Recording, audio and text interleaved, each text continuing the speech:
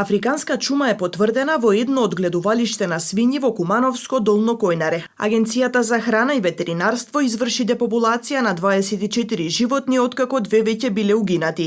Донесена е забрана за движење и промет на свињи од наведеното место, а се спроведува и вонреден попис. Дефинирана е зона во радиус од 3 и 10 километри. За уништените грла сточарите ќе бидат обештетени. Угинати свињи првин биле откриени на депонија во Липковско, но засега таму нема потврдено присуство на африканска чума. Ова е прв случај на појава на оваа свинска болест во Кумановско.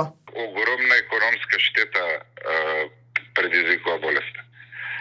Ако земете во јануари, болеста прв пат ми се појави во Делчево и после во јуни почна од Македонска каменица полека да се шири на запад и ги зафати Виница, Кочани, Овлешево, сега е дојдена, веќе е Куманово зафатено.